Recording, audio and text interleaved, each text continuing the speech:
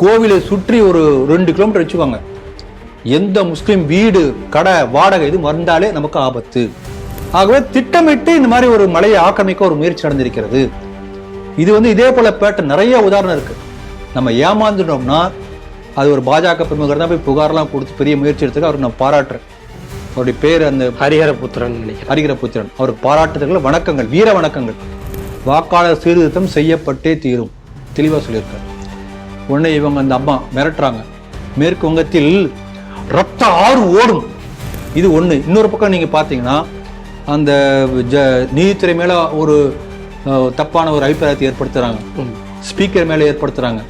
இப்ப பாத்தீங்கன்னா election commissioner. ஆகவே நம்ம அரசியலமைப்பு சட்டத்தில் இருக்கக்கூடிய ஒவ்வொரு இன்ஸ்டிடியூஷன் நிர்வாகத்துல எல்லாத்தையுமே குறை சொல்லி இதெல்லாம் மட்டமானது என்பதை போன்ற ஒரு தோற்றத்தை ஏற்படுத்தி நாட்டையே அந்த மக்கள் மனசுல ஒரு கெட்ட அபிப்பிராயத்தை ஏற்படுத்தும் என்பது போன ஒரு இப்ப அந்த கோயில்ல ஒரு மலைப்பகுதியில் உள்ள ஒரு கோயில் இருக்கக்கூடிய திரிசூலத்தை அங்கு உள்ள ஒரு தமீம் தாஹிர் என்கின்ற ஒருத்தர் அவர் காலால் அப்படியே உதைச்சி அதை வளைச்சி அந்த வீடியோ வைரல் ஆயிருக்கிறது.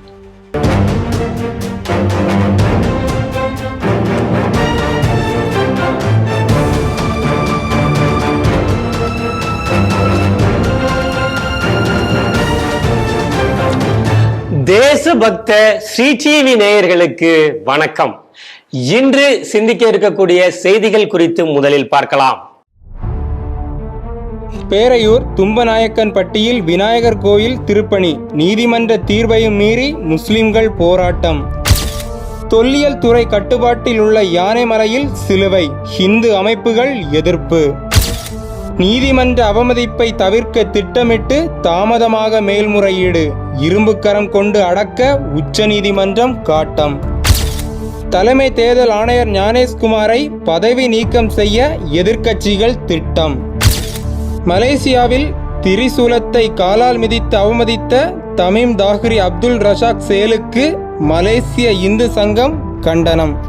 ஸ்ரீ டிவியின் உண்மை நின்றிட வேண்டும் என்ற உரத்த சிந்தையோடு நான் உங்கள் பாஸ்கரன். இன்றைய செய்திகள் குறித்து சிந்திக்க நம்மோடு அரங்கத்தில் இணைந்திருப்பவர் மூத்த அரசியல் விமர்சகர் திரு ராம வெங்கடாத்திரி அவர்களை ஸ்ரீ டிவி நேயர்கள் சார்பாக இனிதே வரவேற்கிறேன். வணக்கம் சார். வணக்கம் பாஸ்கர். முதல் செய்தி, மதுரை மாவட்டம் பேரையூர் தும்மநாயக்கன்பட்டி ஒரு 100 ஆண்டு பழமையான விநாயகர் கோவிலும் கருப்பண்ண சுவாமி கோயிலும் இருக்கு. அது HRNCக்கு சொந்தமான இடம். 2.41 ஏக்கர் சென்ட்ல புனரமைப்பு செய்து அந்த பணிகள் மேற்கொள்ளப்பட்டிருக்கிறது. அதுக்கு ஒரு இஸ்லாமியர் வழக்கு தொடர்ந்து இந்த கோவில் புனரமைப்பு பணி தொடரக்கூடாதுன்னு சொல்லியிருந்தாரு. அவங்க மக்கள், அங்கே இருக்கக்கூடிய கிராம மக்கள் கோர்ட்டை அணுகி இதுக்கு எங்களுக்கு அனுமதி கொடுக்கணும்னு சொல்லி நீதிமன்றம் அனுமதி கொடுத்து, அனுமதியோடு பாதுகாப்பும் கொடுக்கணும்னு சொல்லிட்டு நீதிமன்றம். ஆனாலும் அங்கே ஒரு 55லேருந்து 60 இஸ்லாமிய குடும்பம் இருக்கிறது. அவர்கள் இந்த இடத்துல நீங்க கும்பாபிஷேகம்லாம் பண்ணக்கூடாது, கோயிலையே நீங்க வேற இடத்துல கொண்டு போயிடுங்க அப்படிங்கிற மாதிரியான போராட்டங்களை அவங்க தொடர்றாங்க. இந்த செய்தி எப்படி பாக்குறீங்க? நீங்க செய்தியை பத்தி சொல்லும்போது நீங்க சொன்ன ஒரு வார்த்தை நான் திருத்தம் பண்ணணும்னு நினைக்கிறேன். அதே வார்த்தை தான் News7 நியூஸ்லயும் வந்திருக்கிறது. அதே வார்த்தை தான் கோர்ட்டினுடைய ஜட்ஜ்மெண்ட்லயும் வந்திருக்கு. அந்த வார்த்தை திருத்தப்பட வேண்டும், அதான் முதல்ல சொல்லணும்னு நினைக்கிறேன். இப்பதான் நான் செய்திக்கு போறேன். அறநிலையத்துறைக்கு சொந்தமான என்று சொல்லக்கூடிய வார்த்தையே தவறு. கோர்ட் ஜட்ஜ்மெண்ட்ல இருக்கு The temple under HRMC control என்று சொல்லியிருக்கிறது. ஆக அறநிலையத்துறை கட்டுப்பாட்டில் இயங்கக்கூட ஓரளவு பரவாயில்ல, சொந்தமான என்பது சொல்லக்கூட முடியாது. சரியான வார்த்தை என்னன்னா அறநிலையத்துறை மேற்பார்வையிடுகிற, அதுதான் சரியான வார்த்தை. It is under the supervision of HRMC department. No temple, the so called temple, அறநிலையத்துறையின் கீழ் இயங்கக்கூடிய அல்லது சொந்தமான கட்டுப்பாட்டில் என்று சொல்லக்கூடிய அத்தனை கோயில்களுமே அறநிலையத்துறையின் மேற்பார்வையில் கணக்கு பார்க்கப்படுகின்ற கோயில்கள், அப்படிதான் சொல்லணும். எக்ஸாக்ட்லி. தவறாக ஒரு கருத்துருவாக்கம் தொடர்ந்து உருவாக்கப்பட்டிருக்கிறது. அதே ஒரு தங்களுக்கு சாதகமாக பயன்படுத்திக் கொண்டு அப்படியே பேசுகிறார் நினைக்கிறார் அறநிலையத்துறை. அப்ப செய்திக்கு வருவோம். அறநிலையத்துறைக்கு சொந்தமானதுனே வச்சுக்கலாம். அப்ப இந்த அறநிலையத்துறைக்கு சொந்தமான என்று நீங்க சொல்லக்கூடிய அப்படிப்பட்ட கோயிலேயே புனரமைப்பு பணிகளை செய்ய முடியவில்லை என்று சொன்னால் இதற்கு யார் பொறுப்பெடுப்பது? அறநிலையத்துறை தானே. இப்ப உங்களுக்கு சொந்தமான என்று நீங்க சொல்றீங்க, அதுல ஒரு வேலை நடக்கல, நானா அதுக்காக இது பண்ண முடியும்?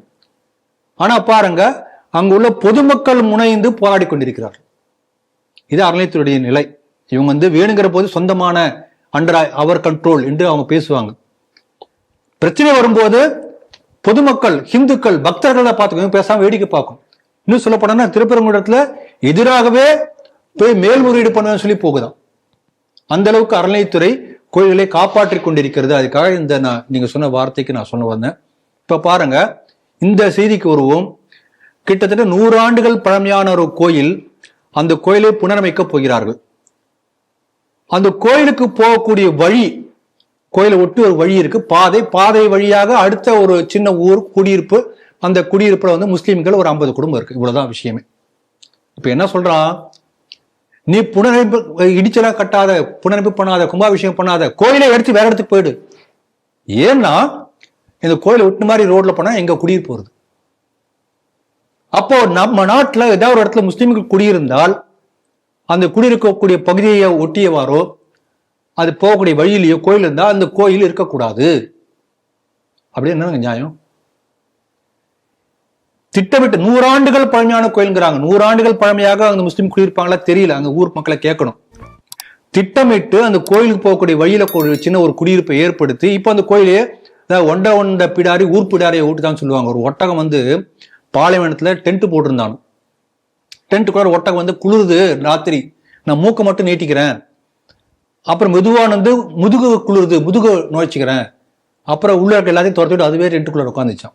அதே போல இந்த ஒட்டகங்கள் கோயிலை ஆக்கிரமிப்பதற்காக முதல்ல வந்து பக்கத்துல ஒரு சின்ன குடியிருப்பு, அப்புறம் ஒரு 10 வருஷத்துல பதவதான வந்துருமே ஜனத்தொகை பெருக்கம்.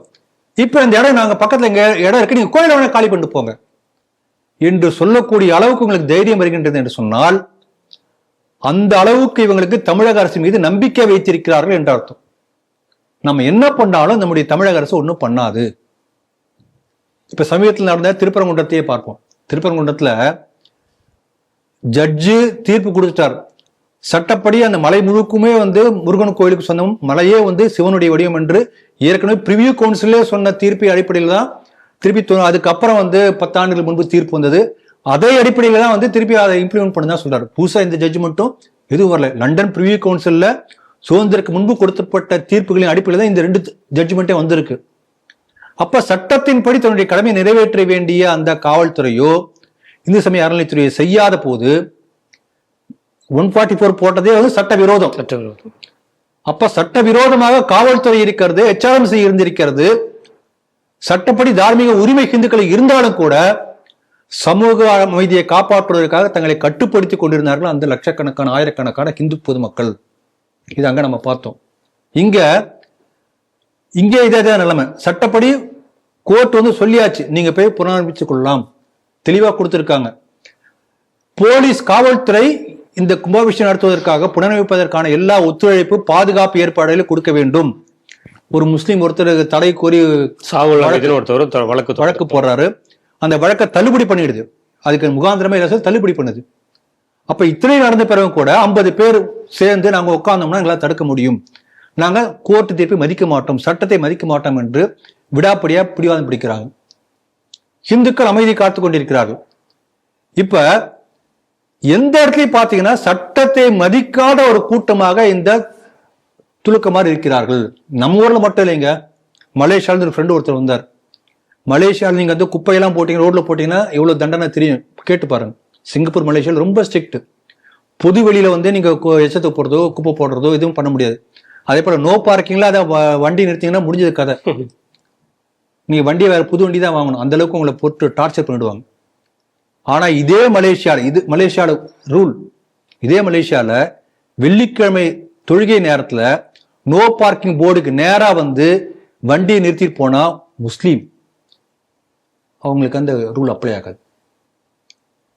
மசூதி இருக்க தெருவில் மட்டும். அப்ப நீ வேற தெருவில் வந்து இதே போல நோ பார்க்கிங் அதே வெள்ளிக்கிழமை அன்னைக்கு ஹிந்து நிறுத்தினாலோ உன்னை தூக்கிட்டு போயிடுவான்.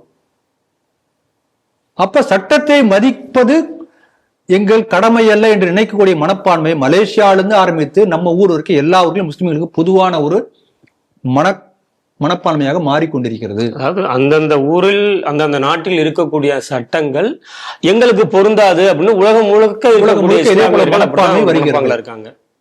இது வந்து இது வந்து என்ன சொல்றாங்க, இப்ப சமீப காலத்துல இந்த மாதிரி ஒரு நடவடிக்கை மலேசியாவில் அதிகரிச்சிருக்குன்னு அவரு சொன்னார். ரொம்ப வருஷமா இருக்காரு அவர். ஆகவே இந்த மனப்பான்மை ஒவ்வொரு ஊரா இப்போ வைரலா ஸ்ப்ரெட் ஆயிட்டு இருக்கு. நல்ல விஷயம் ஸ்ப்ரெட் ஆகுதோ இல்லையோ, இன்டர்நெட்லாம் வந்ததுனால அந்த ஊர் அப்படி பண்ண, நாமளும் அப்படி பண்ணலாம். இதுக்கு மலேசியாவில் ரொம்ப கட்டுக்கோப்பான சட்ட விதிமுறைகள் கடைபிடிக்கூடிய நாடு என்ற ஒரு பெயர் பொது வெளியில. அங்கேயே அப்படிப்பட்ட ஒரு சூழ்நிலை மாறிக்கொண்டிருக்கிறது என்று சமீபத்துல சில வருடங்களாக என்று சொன்னார். இது ஒரு தொடர்ந்து ஸ்ட்ரீட்ல சொல்லிட்டு இருக்கோம். லிட்டில் மவுண்ட்ல எல்லாம் சண்டே அன்னைக்கு பார்த்தோம்னா அங்க போகக்கூடிய வழியில பாலம், சைதாப்பேட்டை பாலம் முழுக்க அந்த வண்டிகள் தானே நிறைஞ்சிருக்கும்.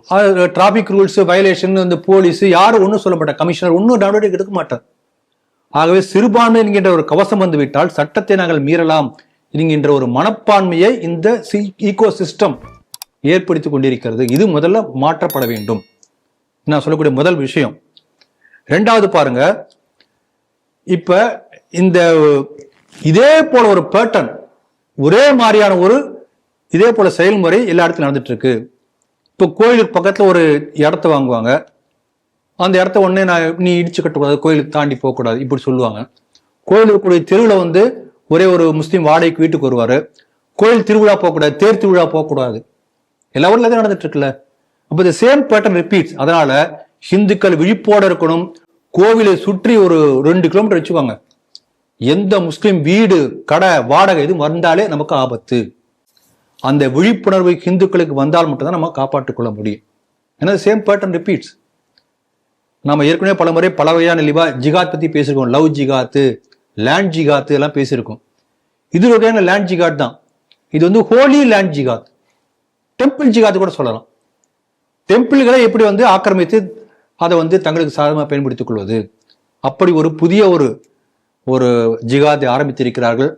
அந்த ஊர் ஹிந்துக்களை விழிப்போடு இருக்காங்க. அவங்களுக்கு நம்முடைய நன்றிகள், பாராட்டுதல்கள், வணக்கங்கள். தொடர்ந்து நாங்கள் கும்பாபிஷேகம் பண்ணுவோம் என்று உறுதியோடு முனைப்போடு இருக்கிறார்கள்.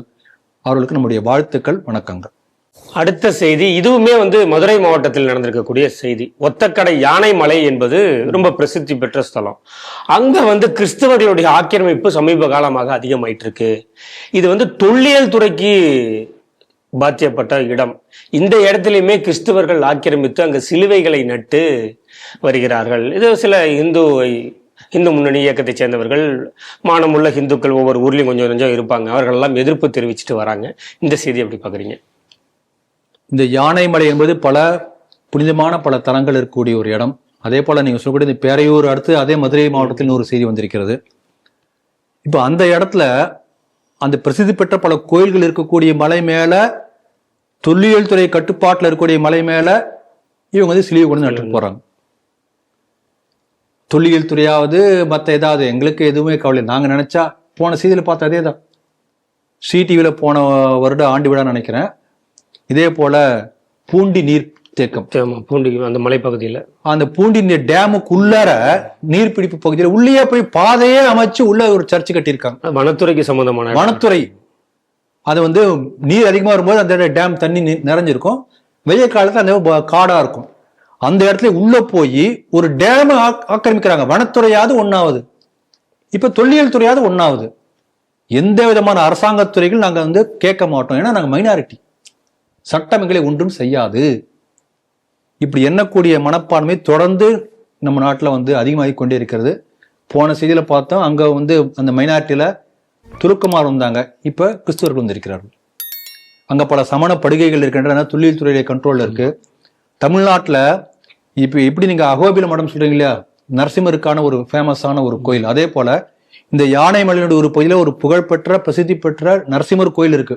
பழமையான கோயில் யானைமலையில ஒரு பகுதியில, அந்த மலைங்கிற பெரிய மலைத்தொடர் இல்லையா, இன்னொரு பகுதியில சிவனுடைய லிங்கம் இருக்கிறது.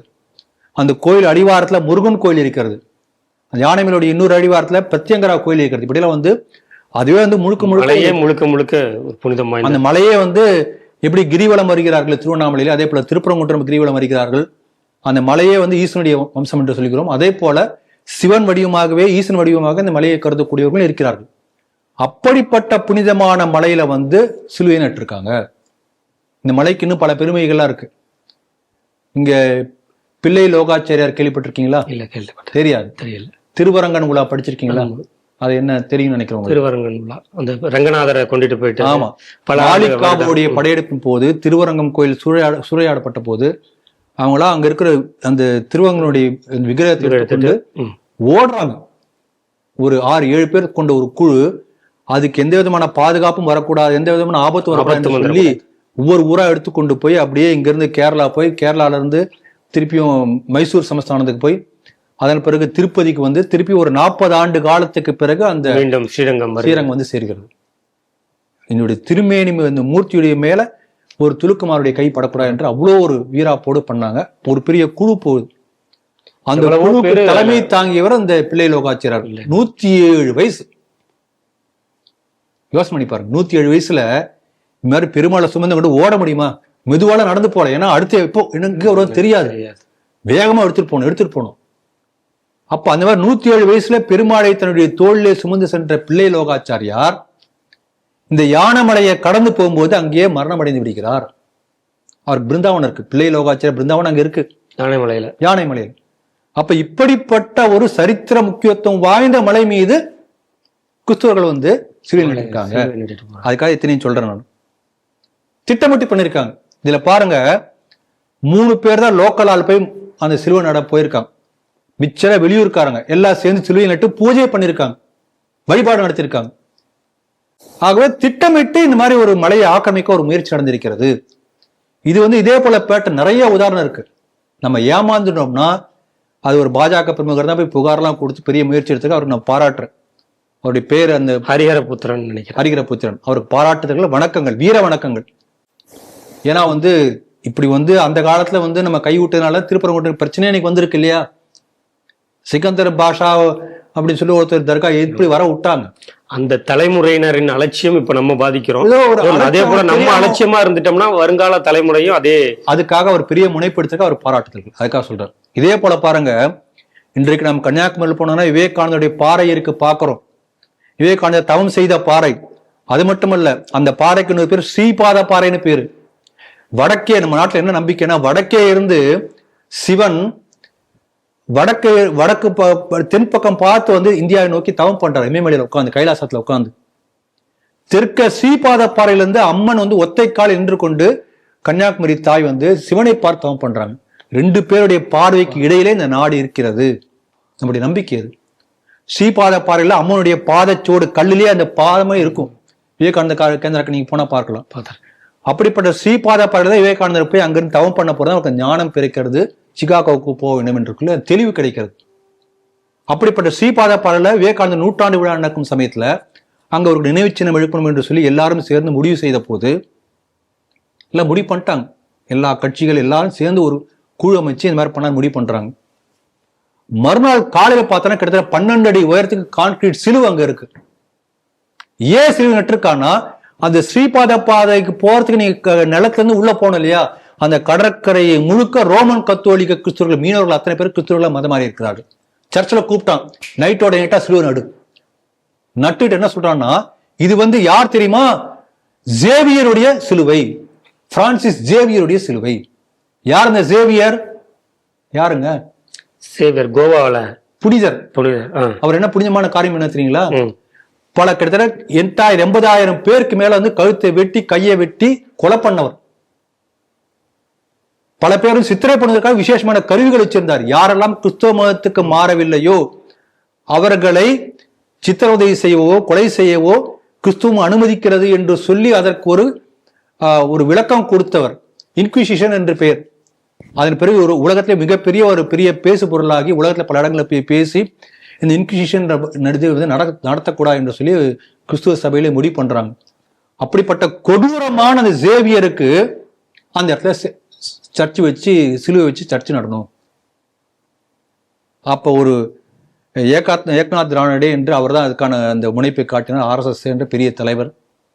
அவர் பார்த்தார், கேரளாவில் போய் அங்கிருந்து மீனவர்கள் RSS சேர்ந்த சுயம் சேவகர்கள் 40 பேர் கூட்டிட்டு வந்து அவங்களாம் அந்த இடத்த ஸ்டடி பண்றாங்க.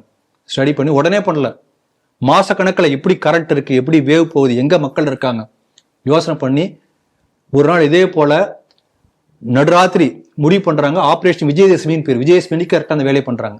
வெற்றி திருநாள் அன்னைக்கு ராத்திரி நேரா போறாங்க, அந்த சிலுவையை உடைச்சி எடுத்துட்டு வந்துடுறாங்க. மறுநாள் வந்து எல்லாம் கத்துறாங்க, அதுக்குள்ளார வந்து எல்லாம் முடியாது, ஏற்கனவே புதுசா நட்டிங்க நீங்க, அப்படி ஸ்டேட்டஸ்கோ மெயின்டைன் பண்ணுங்க. ஆகவே இன்றைக்கு விவேகானந்த பாறை வரவிடாமல் தடுத்து இதே போல சிலுவை மூலம் தடுக்கிறதுக்கு ஒரு பெரிய முயற்சியானது. அதை இந்துக்கள் முறியடித்தனர். ஏக்கநாத் நாடைய தலைமையில ஹிந்து மீனவர்கள் முறியடித்ததுனால இல்லாட்டா அந்த இது வந்திருக்காரு. அதனால ரெண்டு, ஒரு பாசிட்டிவ் உதாரணம், நெகட்டிவ் உதாரணம். நீங்க சொன்னீங்க சிக்கந்தர் பாஷா பத்தி சொன்னீங்க, அந்த தலைமையில அந்த காலத்துல விட்டுட்டாங்கன்னு. இந்த காலத்துல அதை முறியடித்து இருக்கிறார்கள். விவேகானந்த கேந்திரம் நமக்கு கண் முன்னால் சாட்சியாக இருக்கிறது.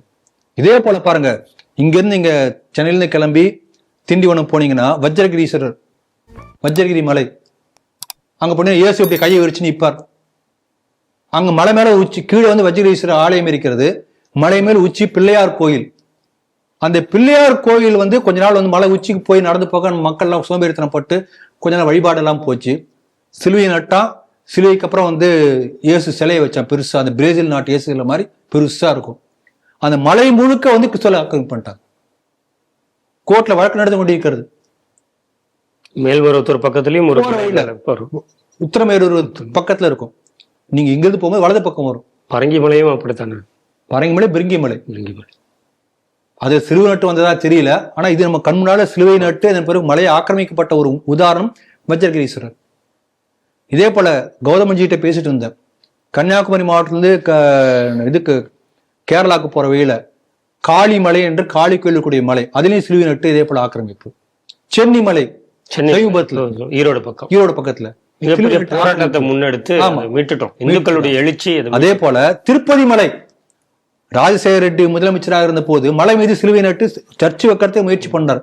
பல பேர் சொன்னாங்க, திருப்பதி மலை முழுக்க ஏழுமலையான் படிச்சிருக்கிற மாதிரியே இருக்கும், அந்த மலையில போய் நீங்க சிலுவை நட்டுருக்கீங்க, நீங்க வந்து உங்களுக்கு சாதாரணமா உங்களுக்கு பெரிய சாபம் கொடுப்பாரு, அந்த பெருமாள் கோபம் பொல்லாது, தெரியாம இப்படி பண்றாரு சொல்லி முடிச்சாங்க. அதே போல மர்மமான முறையில ஹெலிகாப்டர் விபத்துல அவர் இருக்கிற அந்த பணத்தை தேடுறதுக்கே பல நாள் ஆச்சு. பெருமாள் தண்டனை கொடுத்தார் என்று பல பேர் சொன்னாங்க. ஆகவே இது ஒண்ணு மட்டும் கிடையாது, இந்த சேம் பேட்டர்ன் ரிப்பீட்ஸ். அதுக்காக சொல்ல வர. அதனால ஹிந்துக்கள் விழிப்போடு இருந்து இப்படிப்பட்ட ஒரு முயற்சியை எடுத்திருக்கிறார்கள். அவர்களை பாராட்டுகின்றோம். அவருக்கு என்னுடைய வணக்கங்களும் வாழ்த்துக்களும். உச்ச நீதிமன்றம் சமீப காலமா பாக்குறோம், வழக்கில் கொடுக்கக்கூடிய தீர்ப்புகள்லாம் ரொம்ப ஸ்ட்ராங்கா இருக்கிற மாதிரி ஒரு ஃபீல் வருது. சத்தீஸ்கர்ல ஒரு வழக்கு தொடர்புல சொல்லும் போது மேல்முறையீடு, அதாவது கண்டெம்ப்ட் ஆஃப் கோர்ட்டுக்கு வந்துடுறீங்க, கோர்ட் வந்து இந்த மாதிரி ஆக்ஷன் எடுங்கன்னு சொல்லிடுது, ஆனாலும் நீங்க ஆக்ஷன் எடுக்காம ஒரு குறிப்பிட்ட காலத்தையும் கடந்துடுறீங்க. அது ஏன்னு கேட்க வரும்போது நீங்க உடனே மேல்முறையீடை மட்டும் உடனே வந்து அப்ளை பண்ணிடுறீங்க. இது முறையா இருக்கிற மாதிரி தெரியல, அரசு அதிகாரிகள் ரொம்ப அலட்சியமா இருக்கீங்க, இது நீதித்துறைக்கு நல்லதல்ல அப்படிங்கிற மாதிரி ரொம்ப கடுமையான விமர்சனத்தை கொடுத்துருக்காங்க. இது அப்படி பார்த்த உடனே எனக்கு ஞாபகத்துக்கு வந்தது. அப்படி பார்க்கும்போது தமிழ்நாட்டில் எவ்வளவு கண்டெம்ப்ட் ஆஃப் கோர்ட் இருக்கு, கேஸு வழக்குகள் அப்படின்னு பார்த்தோம். இந்த செய்தி நீங்க எப்படி பாக்குறீங்க? நீதிமன்றம் சரியான வழிகாட்டுதலை காட்டியிருக்கிறது. இப்படி சொல்லி தப்பிப்பதற்காக நடைமுறையாக மாறிக்கொண்டிருக்கிறது என்று வருத்தத்தையும் தெரிவித்திருக்கிறார்கள். அதில் குறிப்பா சொல்லும்போது, இதை செயல்படுத்தாத அரசு அதிகாரிகளை இரும்பு கரம் கொண்டு ஒடுக்க வேண்டும் என்று அந்த வார்த்தை ரொம்ப ஹார்ஷ் சொல்ல முடியாது, ரொம்ப ஸ்ட்ராங் வேர்ட் சொல்லியிருக்காங்க.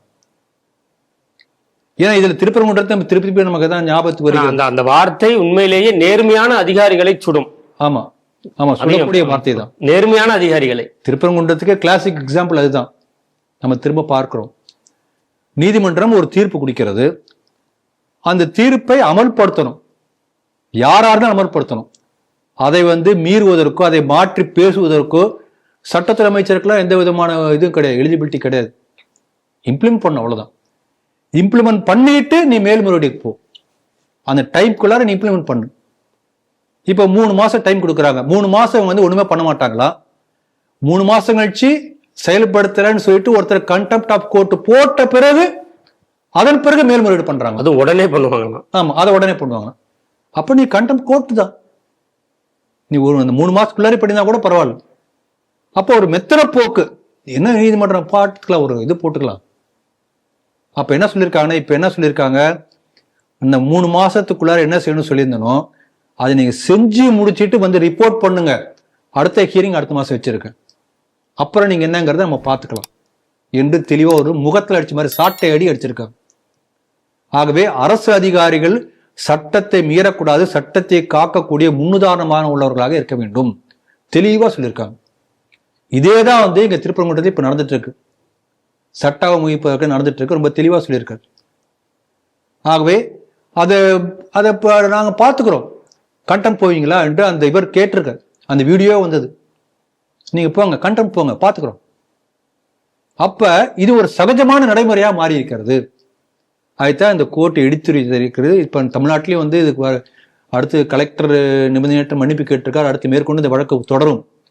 இப்ப அறநிலையத்துறை சார்பாக உள்ள அந்த இணை கமிஷன் எல்லாத்தையும் கூட கூப்பிட்டுருக்காங்க, அடுத்த ஹியரிங்ல வரப்போறாங்கன்னு நினைக்கிறேன். அதனால அரசு அதிகாரிகளுக்கு இதுல முக்கிய பங்கு இருக்கின்றது என்பதை திரும்ப தெளிவாக சுட்டி காட்டியிருக்காங்க. ஏன்னா அரசியல்வாதிகள் அப்பப்போ மாற்றுவாங்க, பாலிசி மாறும், ஆளே மாறிடுவாங்க, திருப்பி அந்த ஆள் இருக்க மாட்டாங்க. ஆனா ஐஏஎஸ் ஆபீசரோ மற்ற அதிகாரிகள் அங்கதான் இருப்பாங்க, பணிக்கால முடிவு வரைக்கும் இருக்கதான் போறாங்க. ஆகவே இதை காப்பாற்றக்கூடிய முதல் கடமை அரசியல்வாதிகளை விட அந்த அதிகாரிகளுக்கு இருக்கிறது. அதனால அதை சொல்லியிருக்காங்க. அதனால அதை செயல்படுத்தாவிட்டால் இந்த அதிகாரிகள் எல்லாம் தண்டிக்கப்படுவார்கள் என்பதை சூசகமாக சொல்லியிருக்காங்க. இரும்பு கரம் என்ற வார்த்தை என்ன அர்த்தம்? Iron hand. அதனால நிச்சயமாக ஒரு நல்ல ஒரு முன்னுதாரணமா பார்க்கிறேன். நீங்க சொன்னது போல தமிழ்நாட்டில் வந்து குறிப்பாக HRMC தொடர்பான பல வழக்குகள், நூற்றுக்கணக்கான வழக்கு இருக்கு, எல்லாமே வந்து கண்டெம்ட் ஆஃப் கோர்ட் தான். இதே பேட்டர்ன். சிதம்பரம், பாசி இதே போலதான் பண்ணுவாங்க. கோர்ட் ஒன்று சொல்லும், உடனே வந்து 2G கேஸ் என்னாச்சு, சிபிஐ, ஏதாவது இதுல நீங்க ஒண்ணு கூட பரவாயில்ல, ஒரு ஆள்ல இருந்தா பரவாயில்ல. இப்போ சிபிஐ வருது, இல்ல அமலாக்கத்துறை வருது, மாதிரி வேற கவர்மெண்ட் ஏஜென்சிஸ் வருதுன்னு வச்சுக்கோங்களேன். அப்ப என்ன பண்ணுவாங்க, அதை நல்லா சாதகமா பயன்படுத்தி கொண்டு அந்த டைம் முடிவுக்கு ஒன்றும் பண்ண மாட்டாங்க. அப்புறம் மேல்முறையீடு, திருப்பி இப்படியே பண்ணி ஏமாத்துறாங்க. ஆகவே இதை முதல்ல செய்யறதே பார்த்தீங்கன்னா அரசியல்வாதி தான். அரசியல்வாதிகளுக்கு ஆதரவாக இந்த அதிகாரிகள் செயல்பட்டு கொண்டிருக்கிறார்கள். முதல்ல இந்த அதிகாரிகளை தண்டித்தால் அடுத்த முறை அந்த அதிகாரி சொல்லுவான், யோ நான் சட்டப்படி செய்யணும்ப்பா, இந்த மாதிரி பண்ண முடியாது. ஒரு முறை தண்டிக்கப்பட்டால்தான் இந்த நிலை மாறும். அதனால சரியான தெளிவான வழிகாட்டுதல்களை நீதித்துறை கொடுத்திருக்கிறது. அதே போல செயல்படுத்த வேண்டும் என்று எதிர்பார்க்கிறோம். தலைமை தேர்தல் அதிகாரி ஞானேஷ்குமார் அவர் வந்து பதவி நீக்கம் செய்வதற்கான ஏற்பாடுகளை எதிர்க்கட்சிகள் முன்னெடுத்திருக்கிறது. ஏன் அப்படின்னு பார்க்கும்போது, இந்த SIR, இந்த ஸ்பெஷல் ரிவிஷன்ல வந்து தமிழகத்துல மட்டுமே கிட்டத்தட்ட ஒரு 74 லட்சம் வாக்காளர்கள் நீக்கப்பட்டிருக்கிறார்கள். மேற்கு வங்கத்துல 63 லட்சம் வாக்காளர்கள் நீக்கப்பட்டிருக்கிறார்கள். இது வந்து வரக்கூடிய சட்டமன்ற தேர்தலில் மிகப்பெரிய பாதிப்பை ஏற்படுத்தும் அப்படின்னு ரெண்டு கட்சி, அது இல்லாம கூட்டணியில் இருக்கக்கூடிய கட்சிகள்லாம் கதிகலங்கி நிற்கிறாங்க. சோ இவர்கள் எடுத்திருக்கக்கூடிய ஆயுதமாக இருப்பது என்ன அப்படின்னா, பதவி நீக்கம் பண்ணணும் வேற அப்படின்னு சொல்லிட்டு பாராளுமன்றத்துல இவங்க அதை பண்ணுறதா செய்திகள் பரவ ஆரம்பிச்சிருக்கு. இந்த செய்தி எப்படி பாக்குறீங்க? நீங்கள் சொன்னது போல வாக்காளர் அந்த லிஸ்ட் SIR அந்த சீர்திருத்தம் செய்யக்கூடாது என்று இவங்க எல்லாம் போராடி கொண்டிருக்கிறார்கள். ஏன் செய்யக்கூடாதுன்னா அப்பதான் இவங்க ஜெயிக்க முடியும். அதாவது இறந்தவர்களுக்கு பதிலாக வேற ஒருத்தர் வந்து ஓட்டு போடுவார். 2 ஊர்ல இருக்கிறவங்க 2 ஊர்லயும் ஓட்டு போட்டுக்கலாம். அந்த மாதிரி இன்னொரு பக்கம் மேற்கு வங்கத்தை பொறுத்தவரை சட்டவிரோதமாக பங்களாதேஷ்ல ஊடுருவி வந்தவர்கள்லாம் வந்து சட்டப்பூர்வமாக பல பேர் வந்து வாக்கு உரிமையை அந்த ஓட்டர்ஸ் சேர்ந்திருக்காங்க. பல இடங்களில் பார்த்தோன்னா ஒரே ஒரு அப்பாவுக்கு வந்து 40 குழந்தைங்கள் இருக்கு. அப்புறம் அப்பாவுக்கு பையனுக்கு 3 வயசு 4 வயசு வித்தியாசம்லாம் இருக்கு. இந்த மாதிரி பல குளறுபடிகள் அதெல்லாம் இப்போ கண்டறிந்து நீக்கி இருக்கிறார்கள். அதில் அந்த முஸ்லீம் பார்டர்ல இருக்கக்கூடிய அந்த மாவட்டங்களில் பல முஸ்லீம் வாக்காளர்கள் வாக்கை இழந்திருக்கிறார்கள். இதெல்லாம் வெளியில் வந்திருக்கு.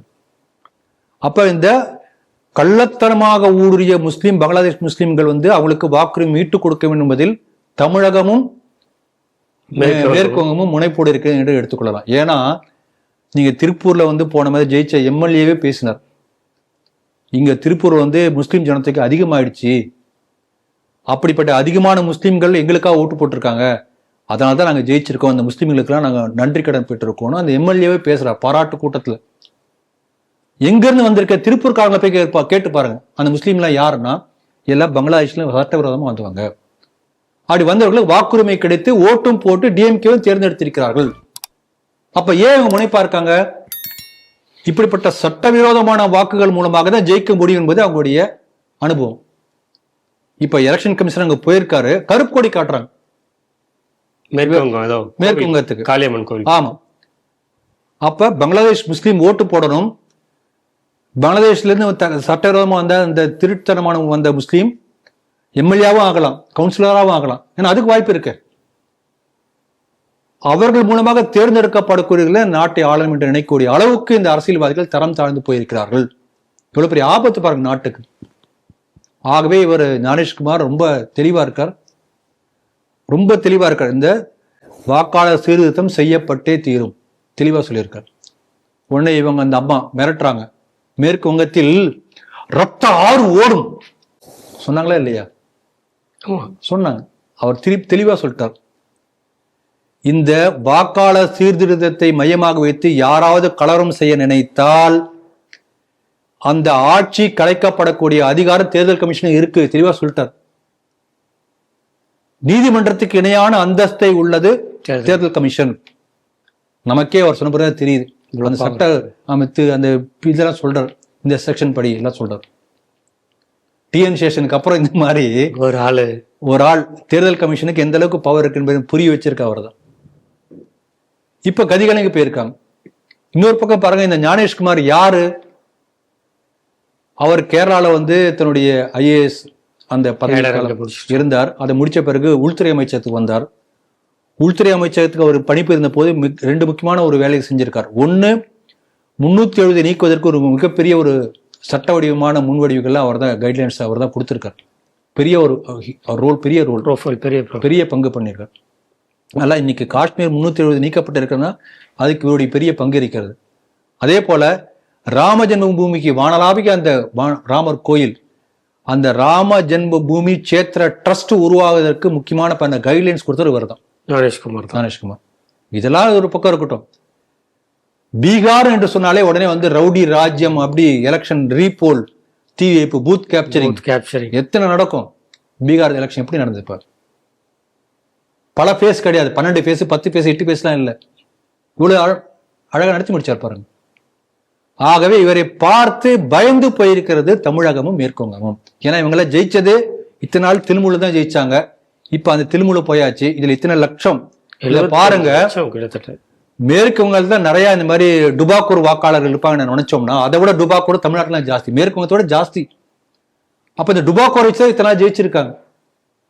இப்ப இது ஜெயிக்க முடியாம போச்சு, என்ன பண்றது? ஒவ்வொரு தொகுதியில ஒரு 5000 ஓட்டு இந்த மாதிரி டூப்ளிகேட் ஓட்டெல்லாம் போயாச்சு, என்ன பண்றது? அந்த பயம் வந்திருக்கிறது. அந்த பயத்தின் காரணமாக இப்ப கத்த ஆரம்பிச்சிருக்காங்க.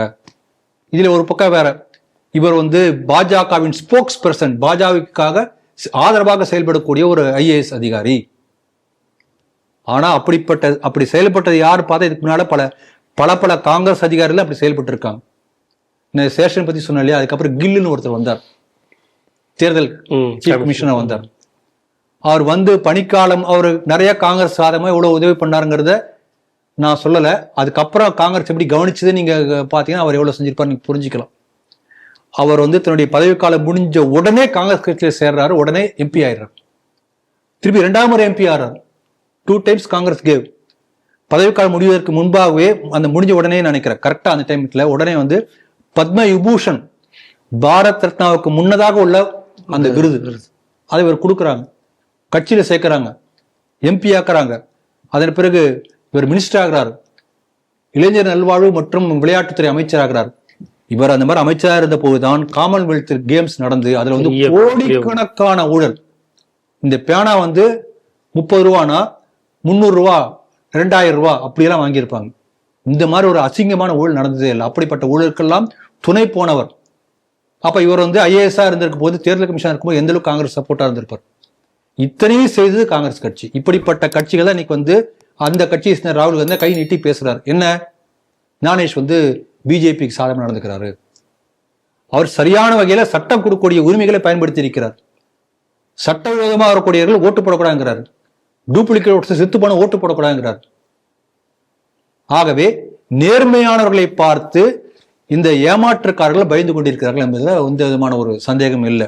அதுதான் இப்போ அப்படி நீங்க சொல்லும் போது நேர்மையானவர்கள்னு சொல்லும் போது, இதுக்கு முன்னாடி இதே போல சில மாதங்களுக்கு முன்புல இருந்து ஓம் பிர்லா அவர்களை டார்கெட் பண்ணாங்க. அவரை பதவி நீக்கம் செய்ய போறோம், அதுக்கு நாங்க ஆதரவு தெரிவிக்கிறோம் அப்படின்னாங்க.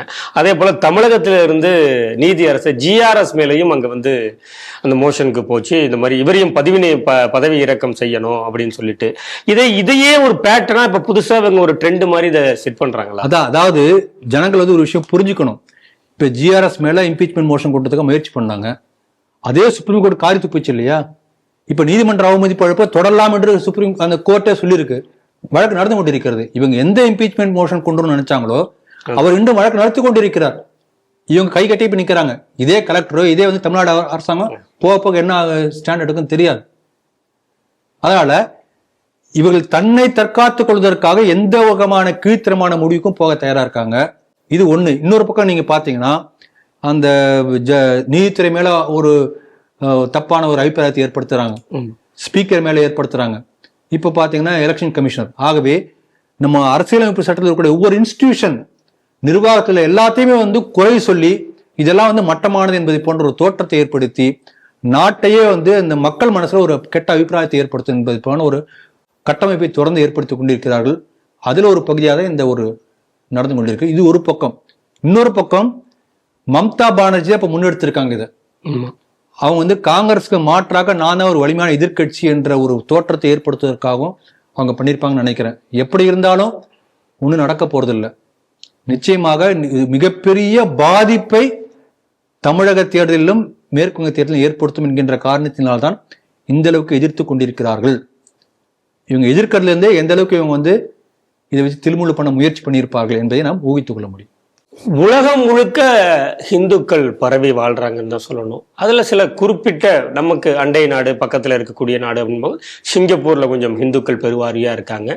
மலேசியால பெருவாரியான மக்கள் இருக்கிறாங்க. அப்படி இருக்கக்கூடிய அந்த மலேசியால முனீஸ்வரம் கோவில் அப்படின்னு இருக்கு. அங்க மலைப்பகுதின்னு நினைக்கிறேன். அந்த பகுதியில் இருக்கக்கூடிய திரிசூலத்தை வந்து ஒருவர் காலால உதைத்து அதை காலாலேயே வளைக்கக்கூடிய ஒரு வீடியோ வைரல் ஆயிருக்கு. இதுக்கு மலேசியாவில் இருக்கக்கூடிய இந்துக்கள்லாம் கொதிச்சு போயிருக்காங்க. அவர் மீது உடனடியாக நடவடிக்கை எடுக்கப்பட வேண்டும் அப்படின்னு சொல்லிட்டு அந்த அரசுக்கு கோரிக்கையும் வச்சிருக்காங்க. இந்த செய்தி எப்படி பாக்குறீங்க? மலேசியா என்பது கடலில் தூண்டி முளைத்திருக்கூடிய ஒரு மலை தான். மலேசியா மலையில தான் அந்த நாடு இருக்கிறது. இல்லை மலை காடு தான் இருக்கும், உடனே கடற்கரை அப்படிதான் இருக்கும். நீங்க மலேசியால பாத்தீங்கன்னா காலங்காலமாக இந்துக்கள் குறிப்பாக தமிழர்கள் அங்க குடியிருக்காங்க. நம்ம ஊர்ல இருக்க மாதிரி மாரியம்மன் கோயில், காளியம்மன் கோயில், முனீஸ்வரன் கோயில், பெரிய பட்டு கேவ்ஸ் முருகன் கோயில், 10 மலை முருகன். அந்த முருகன் தான் உலகத்துல பெரிய முருகன் முதல்ல இருந்து. இப்ப நிறைய முருகன் வந்தாச்சு. அதே போல சேலத்துல ஒருத்தர் கட்டியிருக்காரு. அதே போல அதை விட கொஞ்சம் உயரமாக அதே அளவுக்கும் இங்க இதுல அதே போல முருகன் ரெப்ளிகா வந்து இங்க நங்கநல்லூர்ல இருக்கு. பல இடங்களை கட்டியிருக்காங்க. ஆகவே அப்படிப்பட்ட ஃபேமஸான இந்துக்கள் வழிபாட்டு தலம் இருக்கக்கூடிய ஒரு கோயில்.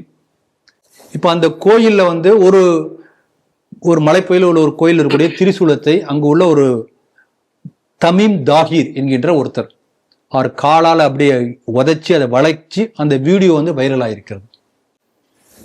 அங்கு உள்ள இந்துக்கள்லாம் சேர்ந்து போராடி இருக்கிறார்கள், கொதிச்சு போயிருக்காங்க.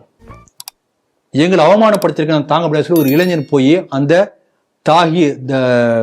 தமீம் தாஹிர் அவர் போய் அவர் அடிச்சக்காக ஜெயிலில் இருக்கார். இந்துக்கள்லாம் சேர்ந்து பெரிய போராட்டம் பண்ணி பாராளுமன்றத்தை முற்றுகையிட்டு அங்குள்ள நியூஸ் சேனல்லாம் போய் அவங்களாம் இந்த செய்தி வர வச்சு பெரிய முயற்சி பண்ணியிருக்காங்க. குறிப்பாக வந்து மலேசியா ஹிந்து சங்கம் என்று ஒரு அமைப்பு இருக்கு. அந்த இந்து சங்கம் என்ன செஞ்சிருக்குன்னா அந்த மலேசியாவில் உள்ள 35 ஹிந்து அமைப்புகள், இப்போ பல இடங்கள்ல அந்த கோயிலுக்கான ஒரு குழு இருக்கும், பக்தர் குழு இருக்கும். இந்த மாதிரி 35 ஹிந்து அமைப்புகள்லாம் சேர்ந்து ஒரே ஒரு பெரிய ஃபோரம் மாதிரி ஏற்படுத்தியிருக்காங்க. அதுக்கு பேர் வந்து தேசிய ஹிந்து ஆலய செயற்குழு. அந்த குழு மூலமா ஏற்படுத்தி மலேசியாவோட எல்லா கோயில்களும் பட்டியலிட்டு அந்த கோயில்கள் 4 கேட்டகரியா பிரிச்சிருக்காங்க. நம்ம புயல் வந்தா நம்ம 4 அலர்ட் கொடுப்பாங்க இல்லையா, அது மாதிரி 4 வகையா பிரிச்சிருக்காங்க. பச்சை நிற கோயில், மஞ்சள் நிற கோயில், ஆரஞ்சு நிற கோயில், சிகப்பு நிற கோயில். எந்த கோயில் வந்து ரொம்ப இம்மிடியட்டா கவனம் கொடுக்கணும், ரொம்ப பாதிப்பு இருக்கு, அது சிகப்பு நிறம். எந்த பிரச்சனை இல்லை சுமூகமா இருக்குன்னா பச்சை நிறம். பச்சையை வச்சுட்டு சுமூகம் அப்படிங்கும் போதுதான் நமக்கு பிரச்சனை வந்து பிரச்சனையா இருக்கு. அவங்க வந்து பச்சைங்கிறது கிரீன் சிக்னல் அப்படி சொல்லியிருக்காங்க. அது நம்ம கவலைப்பட வேண்டாம் என்பது போல. அங்க உள்ள கிரீன் மூலமாக எந்த பிரச்சனையும் வராது, அதுக்காக கிரீன் கொடுத்துருக்கலாம். அப்படி பிரிச்சு இப்ப பெரிய அளவு முயற்சி பண்ணியிருக்காங்க. அதை நம்ம பாராட்டணும். அதுக்காக வீடியோலாம் வெளியிட்டு இருக்காங்க. அந்த வீடியோல கூட ஒருத்தர் சொல்றார், இந்தியாவில் இருக்கக்கூடிய RSS இயக்கத்துல எல்லாம் சேரணும் நமக்கெல்லாம் சொல்றாரு அவர்.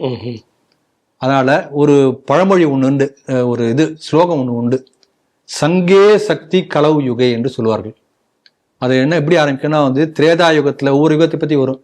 கிருத யுகத்துல மந்திரத்துக்கு பவர் ஜாஸ்தி, அது மாதிரி ஒவ்வொரு யுகத்தை பத்தி வரும். அப்போ கடைசியா வரும்போது சக்தி சங்கே கலவிகே என்று வரும். கலியுகத்துல எப்படி சக்தி இருக்குன்னா, மந்திரத்துக்கெல்லாம் சக்தி இருக்காதான், பெரியவர்கள சக்தி இருக்காதான், மக்கள் ஒன்றாக சேரக்கூடிய சங்கத்துக்கு தான் சக்தி இருக்கும்.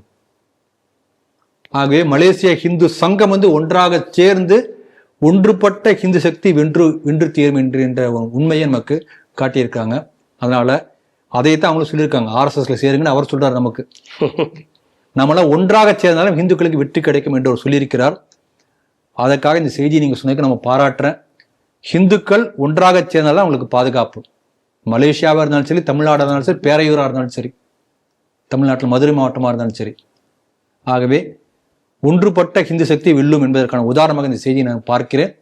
அப்படிப்பட்ட முனைப்பு எடுத்த மலேசிய ஹிந்து சங்கத்துக்கு நமது வாழ்த்துக்கள், வணக்கங்கள். இன்றைய 5 செய்திகள் குறித்து சிந்தித்து தனது கருத்துக்களை நம்மோடு பகிர்ந்து கொண்ட மூத்த அரசியல் விமர்சகர் திரு ராம வெங்கடாத்திரி அவர்களுக்கு ஸ்ரீ டிவி நேயர்கள் சார்பாக நன்றிகளை தெரிவித்துக் கொள்கிறேன். ஜெய் ஹிந்த், ஜெய் ஸ்ரீராம், வந்தே மாதரம்.